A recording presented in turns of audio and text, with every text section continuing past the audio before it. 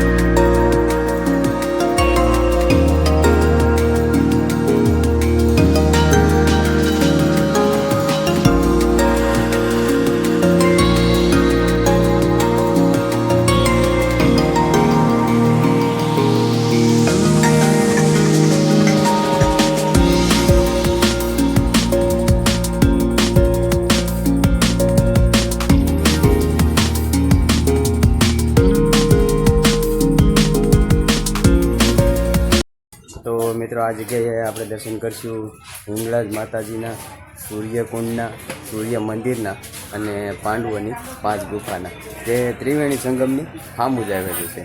પહેલાં તો જો આપણને આવી બજાર જોવા મળે છે, પછી આપણે આગળ મંદિર છે જે બહુ પ્રાચીન મંદિર છે અને પાંડવોની ગુફા પણ છે, એ આપણે તમને દર્શન કરાવવાના છે। થોડી ઘણી સીડીઓ પણ છે।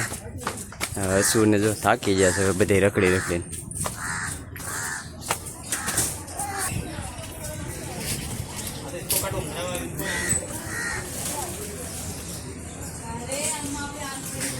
તો અહીંયા છે સૂર્ય મંદિર। તો પહેલાં આપણે સૂર્ય મંદિરના દર્શન કરીએ।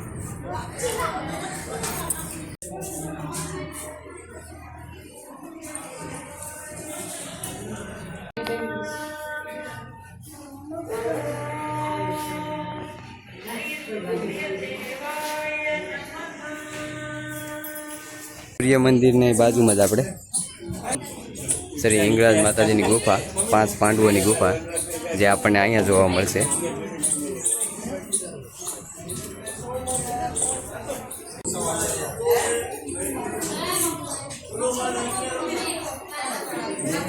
જો આ જગ્યાએ 5 પાંડવ પણ છે।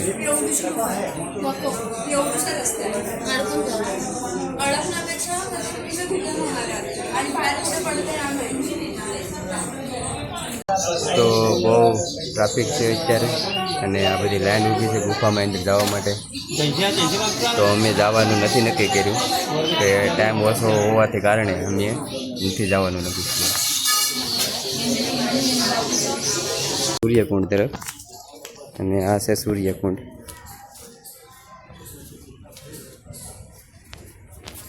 બહુ ઊંડો છે, હાલો થોડાક નજદીક જઈએ।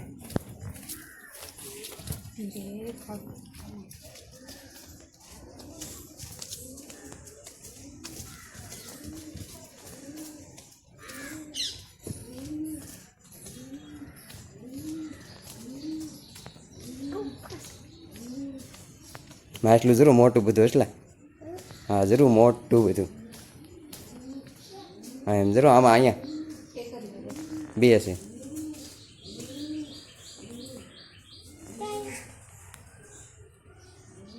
તો ત્રિવેણી સંગમની બિલકુલ સામે શ્રી કામનાથ મહાદેવ મંદિર આવેલું છે। તો કામનાથ મહાદેવ મંદિરના પણ આપણે દર્શન કરીએ।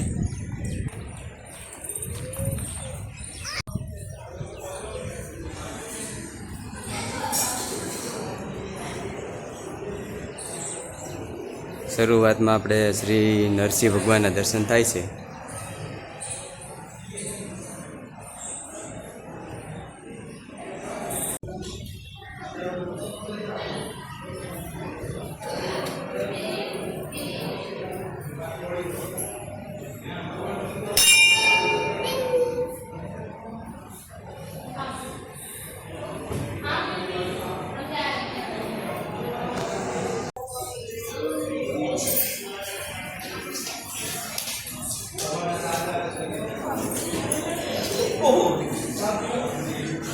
गुफा के अंदर नहीं गई हो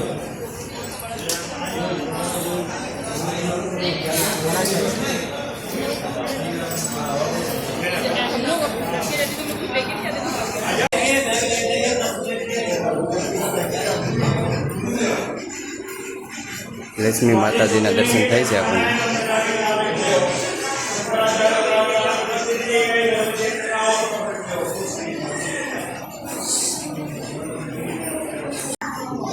હવે અહીંથી ગુફા તરફ જવાનું છે આપણે, તો ગુફામાં જઈએ.